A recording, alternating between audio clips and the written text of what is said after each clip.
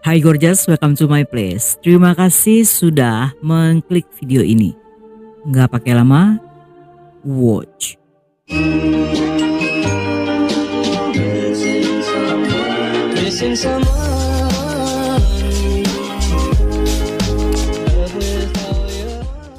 Pada 27 Desember 2022, seorang wanita muda sebut saja bernama Lily saat itu mendatangi kantor Kejaksaan Distrik Queens yang berada di New York City, Amerika. Dengan wajah pucat dan kebingungan, dia meminta untuk bicara dengan petugas yang berwenang. Ketika sang petugas menemuinya, sambil menangis gadis itu pun menceritakan jika dia menemukan video menjijikkan di apartemen kekasihnya yang merupakan seorang dokter muda bernama Allen. Pada awalnya sang petugas menduga jika video yang dimaksud kemungkinan merupakan rekaman intim di antara Lily dan sang pacar. Namun setelah mendengar ceritanya lebih lama, seketika sang petugas sangat kaget dan segera membuat laporan penggeledahan. Di hari yang sama, mereka mendatangi apartemen tersebut, yang dalam penggeledahan, selain rekaman video di ponsel dan di external disk, petugas juga menemukan obat bius dan narkoboid dengan berbagai jenis. Obat tersebut biasa digunakan untuk operasi, dan benda-benda ini seharusnya tidak berada di rumah Allen. Sang dokter pun segera ditangkap dan didakwa dengan 11 tuduhan.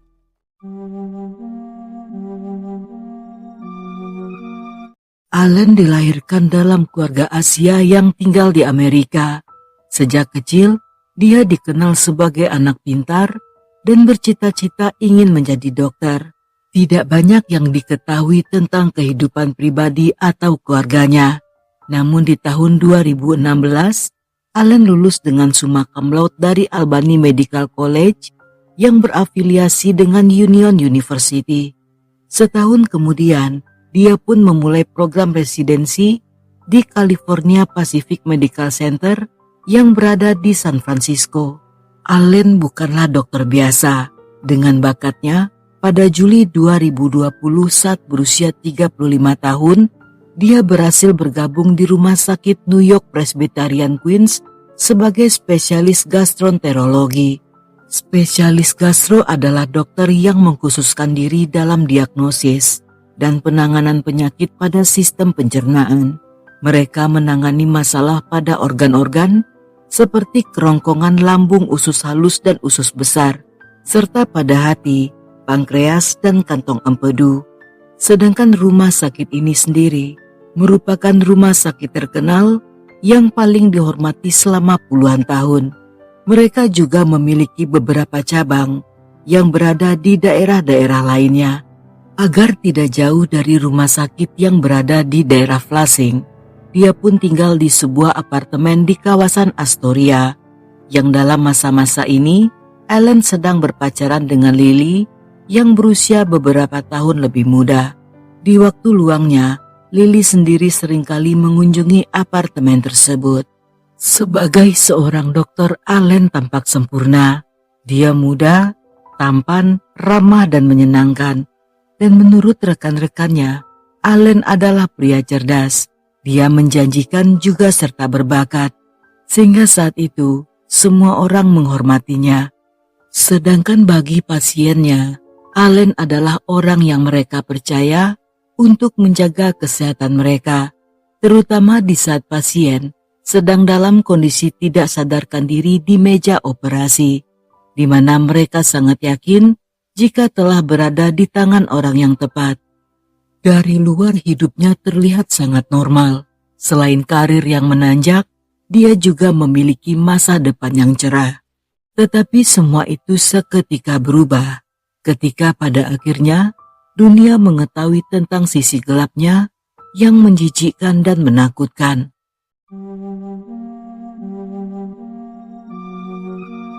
Yang terjadi di hari itu, Lily datang ke apartemen Allen untuk nongkrong seperti biasanya.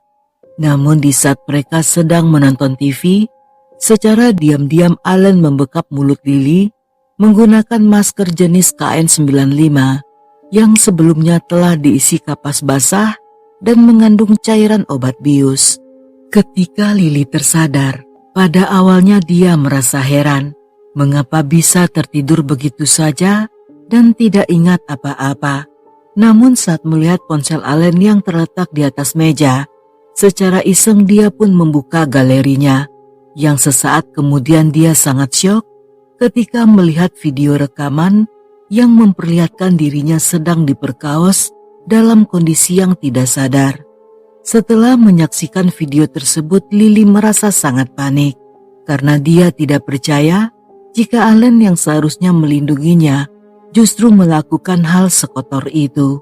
Untuk mencari tahu apa yang terjadi, dia pun menggeledah semua galeri ponsel tersebut. Dan dia lebih kaget lagi ketika menemukan banyak rekaman video. Namun yang paling gila, bahwa di sana tidak hanya menampilkan dirinya, tetapi juga teman wanita Allen serta pasiennya yang tampak tidak sadarkan diri. Dan lokasi perekaman dilakukan di apartemen tersebut serta di rumah sakit tempat Allen bekerja. Setelah menemukan video ini, Lily pun segera melaporkan Allen, yang setelah penangkapan tersebut, Allen pun dipecat dari rumah sakit. Namun izin prakteknya baru resmi dicabut pada tanggal 7 April 2023, hampir 4 bulan setelah penangkapannya.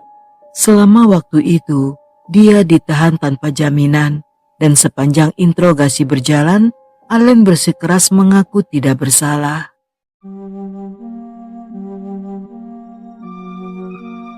Dalam melakukan investigasi, penyidik menghabiskan waktu berbulan-bulan untuk menonton semua rekaman tersebut. Dan setelah semuanya selesai, mereka pun membagi para korban menjadi 2 kategori yang dinamai sebagai korban apartemen dan korban rumah sakit. Korban apartemen nomor 1 adalah Lily sendiri, sedangkan korban apartemen nomor 2 sebut saja bernama Emma, yang bertemu Allen melalui situs kencan online. Dalam video yang direkam sekitar Juli 2021, dia terlihat pingsan di atas tempat tidur saat Allen sedang berusaha menyerangnya. Wajahnya sempat ditutupi tisu dan di tempat tidur tampak sebuah botol berwarna coklat yang mirip dengan botol obat bius yang ditemukan di apartemen Allen. Dan korban yang diperkaos mengaku tidak mengingat apapun tentang kejadian tersebut. Korban apartemen nomor 3 sebut saja bernama Sandy. Dia mengenal Allen juga melalui situs kencan online tepat di musim semi 2022.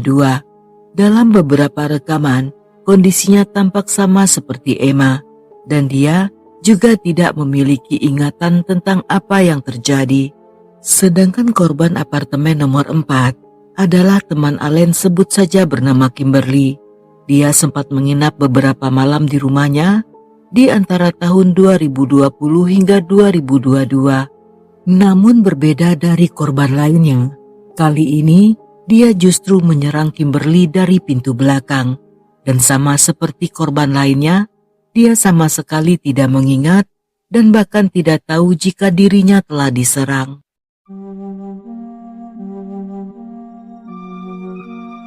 Untuk korban rumah sakit nomor 1 merupakan seorang gadis muda berusia 19 tahun yang sebut saja bernama Daisy. Dalam sebuah video yang direkam sekitar Juni 2021, dia terlihat tidak sadarkan diri di ranjang rumah sakit dan memakai gaun medis yang terbuka. Saat Daisy telah sepenuhnya tidak sadarkan diri, tampak Allen menurunkan pakaian dalam korban dan menyentuh bagian pribadinya serta memperkaosnya. Dan karena Daisy tentunya tidak mengetahui apa yang terjadi, sehingga penyidik memperlihatkan rekaman tersebut sebagai bukti. Korban rumah sakit nomor 2 sebut saja bernama Sandra berusia 47 tahun, yang saat itu sedang sakit parah pada Mei 2022. Dalam rekaman tersebut, Allen mendekati Sandra yang telah dibius. Selain diperkaos, dia juga memasukkan jarinya yang tidak memakai sarung tangan ke dalam mulut Sandra dan membuka kelopak matanya yang tertutup. Tindakan tersebut tentunya melanggar SOP dari rumah sakit. karena dilakukan tanpa prosedur resmi. Sedangkan korban rumah sakit nomor 3, sebut saja bernama Maya yang berusia 37 tahun, yang terjadi antara Maret hingga Juni 2021. Setelah diperkaos, korban ditemukan dalam keadaan tidak sadarkan diri, dan ketika dia tersadar, Maya tampak sangat kebingungan dan pergi ke suatu area di rumah sakit. Dia sempat membuka kelopak matanya yang saat itu masih terasa berat dan diduga akibat dari efek obat yang diberikan sebelumnya. Dia juga menyatakan bahwa tidak ingat apa yang terjadi sebelum kehilangan kesadaran. Dan di luar ketiga korban, masih ada satu korban lainnya yang sayangnya belum berhasil diidentifikasi. Atas perbuatannya, Allen pun didakwa atas 10 tuduhan, termasuk penyerangan seksual predator, penyerangan tingkat 1 hingga tingkat 3, pemerkosaan dan kepemilikan zat terlarang, serta kepemilikan senpi ilegal. Beberapa bulan kemudian pada 7 Agustus 2023, Allen kembali didakwa dengan 50 tuduhan baru atas penyerangan dan pemerkosaan yang dilakukannya terhadap beberapa orang perempuan lainnya. Yang lagi-lagi, walaupun semua bukti video sangat lengkap, namun pria itu masih mengaku tidak bersalah.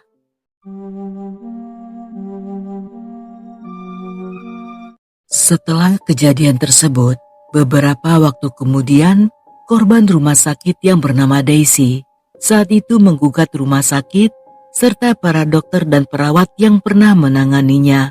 Daisy sendiri adalah wanita muda pendiam, sopan dan penuh percaya diri, yang di saat kejadian dia baru saja pindah dari Brazil ke New York dan masih belajar bahasa Inggris. Hingga di satu waktu, ketika Daisy mengalami nyeri akibat batu empedu, dia pun segera dibawa ke UGD dan setelahnya dipindahkan ke unit pediatrik yang merupakan bagian khusus untuk menangani pasien anak-anak dan remaja.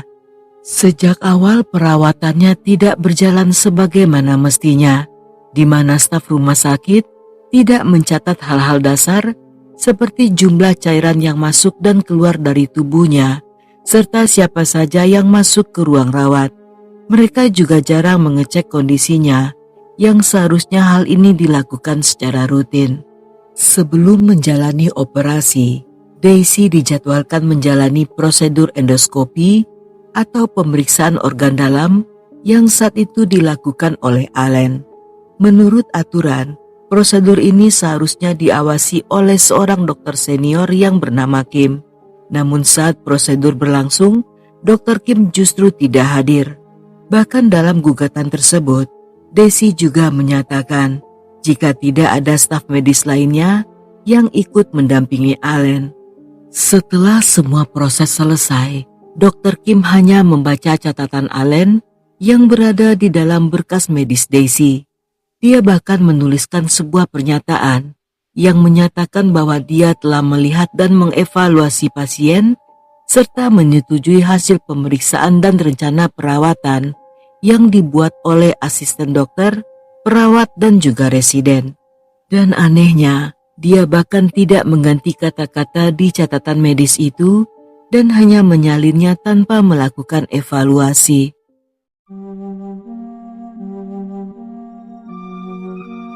Di hari yang sama sekitar jam 9.29 malam, Allen terlihat mengenakan pakaian bedah dan naik ke lantai atas menuju kamar Daisy. Walaupun menggunakan kartu identitas untuk masuk, namun Allen memilih rute berbeda dari biasanya yang bertujuan untuk menghindari pos perawat, yang tentunya agar tidak seorang pun yang melihat bahwa dia ke kamar gadis itu. Setibanya di sana, dia menemukan Daisy yang sedang sendirian, dan tidak lama setelahnya, Allen memerintahkan gadis itu untuk memalingkan wajah saat dia sedang menyuntikkan sesuatu ke dalam tabung infus. Tidak lama setelahnya, Daisy mulai merasakan nyeri yang menjalar dari lengan ke seluruh tubuh sebelum akhirnya dia kehilangan kesadaran. Yang di saat itulah, Allen memperkaos serta merekam aksinya menggunakan ponsel. Allen diketahui berada di ruangan itu selama 19 menit.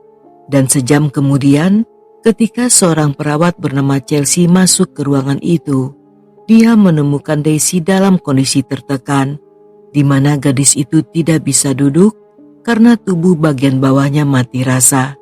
Pada sang perawat, dia mengaku merasakan nyeri luar biasa di bagian bawah perut, yang mana rasa sakit itu belum pernah dia alami sebelumnya, seolah ada sesuatu yang memutar dan menarik dari dalam. Mendengar hal ini, Chelsea pun memberikan suntikan morfin untuk mengurangi rasa sakit Daisy. Namun sayangnya, Chelsea tidak mencatat kejadian itu di rekam medis ataupun melaporkannya pada pihak rumah sakit. Sekitar 1,5 jam kemudian, saat ibu Daisy datang dan menemukan putrinya dalam kondisi buruk, dia pun segera menemui perawat bernama Rosie. Saat itu dia menuntut penjelasan tentang suntikan yang diberikan serta penyebab penderitaan putrinya. Namun sang perawat hanya bungkam dan memanggil perawat lainnya yang bernama Latanya untuk memeriksa rekaman CCTV. Yang dari sanalah, setelah melihat rekaman itu, mereka segera memanggil 2 orang dokter untuk memeriksa Daisy serta menanyainya tentang kejadian tersebut. Tidak lama setelahnya, pihak manajemen rumah sakit segera mengumpulkan para staf serta dokter pria, di mana mereka diminta berbaris untuk dilakukan identifikasi. Dan setelah melihat semuanya, tanpa ragu Daisy menunjuk Allen sebagai pelakunya. Tetapi sayangnya, walaupun telah mengetahui siapa pelakunya, pihak rumah sakit masih belum melakukan tindakan apapun dan tidak melakukan penyidikan lebih lanjut. Selain itu, mereka juga tidak melaporkan hal ini pada polisi. Bahkan Allen tidak diskors atau dipecat, dan pengujian darah juga tidak dilakukan untuk mengetahui apa yang telah disuntikannya ke tubuh Daisy. Yang sikap ini menunjukkan mereka seolah tidak peduli. Namun yang paling mengerikan adalah ketika Daisy menjalani operasi, di mana pihak rumah sakit bahkan masih mengikut sertakan Allen dalam operasi tersebut.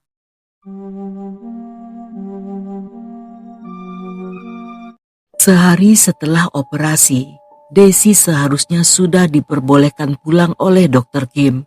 Namun dia justru dihentikan oleh dokter lain yang bernama Christopher, di mana tanpa izin dan penjelasan, sang dokter memerintahkan seorang perawat mengambil darah Daisy yang bertujuan untuk melakukan tes HIV. Namun saat Daisy bertanya tentang tujuan pengambilan darah tersebut, Dr. Christopher tidak memberikan penjelasan apa-apa. Tetapi yang lebih aneh lagi, tes yang digunakan adalah HIV generasi keempat, yang mana tes ini sebenarnya tidak bisa mendeteksi HIV jika paparannya terjadi kurang dari sebulan, sehingga pada akhirnya tes itu pun sia-sia. Saat itu Dr. Christopher sendiri sebenarnya curiga jika Daisy mengidap HIV, namun dia tidak tahu pasti apakah Daisy sudah mengidapnya sebelum atau setelah dirawat di rumah sakit. Yang karena hal inilah dia ingin memastikannya dengan melakukan tes tersebut. Tetapi sayangnya, meskipun memiliki kecurigaan, hanya saja sang dokter tidak pernah memberi saran agar Daisy kembali datang untuk melakukan tes pada bulan depan. Saat dipulangkan dari rumah sakit, Daisy pun diberi selembar dokumen dalam berbahasa Inggris, yang di sana menyatakan bahwa gadis itu telah melakukan pengujian sampel darah guna untuk tes HIV. Dan lagi-lagi, tidak satupun dari pihak rumah sakit yang memberitahukan hal ini pada Daisy atau ibunya. Dan fakta ini justru baru mereka ketahui setelah mendapat telepon dari kantor kejaksaan yang memberi kabar tentang kasus Allen. Walaupun para staf rumah sakit tahu apa yang mereka lakukan adalah hal yang salah, namun mereka memilih untuk diam seolah-olah hal ini bukanlah masalah besar. Alih-alih melakukan investigasi pada staf yang terlibat, mereka justru tidak melapor pada polisi. Yang paling mencurigakan adalah tindakan Dr. Christopher yang menunda pemulangan Daisy hanya agar bisa memberinya tes HIV tanpa izin. Namun yang paling gila, di saat tuduhan terhadap Allen sudah bermunculan, mereka masih mengizinkannya melakukan operasi pada pasien yang sekaligus merupakan korban. Hal ini menunjukkan betapa buruknya penanganan yang diberikan pada pasien, di mana korban merasa dikhianati bukan hanya oleh dokter yang seharusnya melindungi, tetapi juga oleh sistem rumah sakit yang tampaknya gagal memberikan keamanan. Setelah menjalani persidangan cukup lama, walaupun Allen seringkali meminta maaf pada korban, namun dia masih tidak mengakui perbuatannya. Tetapi semua sia-sia karena pada 28 Agustus 2025, Allen divonis 24 tahun penjara, di mana nantinya setelah bebas, selama 10 tahun ke depan, Allen akan selalu memakai gelang kaki elektronik, yang mana gelang ini biasanya digunakan pada pelaku kejahatan seksual yang bertujuan agar pihak berwenang bisa memantau pergerakannya. Selain itu, dia diharuskan wajib lapor, dan kemanapun dia pindah, namanya akan berada dalam daftar pelaku kejahatan seksual. Walaupun Allen telah divonis, tetapi mengingat masih ada korban yang belum berhasil diidentifikasi, maka besar kemungkinan jika sang korban melapor, dia akan kembali menghadapi tuntutan serta vonis baru. Yang artinya, jika hal ini terjadi, Allen tentunya akan menghabiskan banyak waktu di penjara. Dan bagaimana dengan hobinya yang suka mengasah otong, kemungkinan dia masih akan tetap melakukannya. Hanya saja, kali ini dengan cara menjepitkannya ke pintu sel penjara atau bahkan ketutup lubang kloset.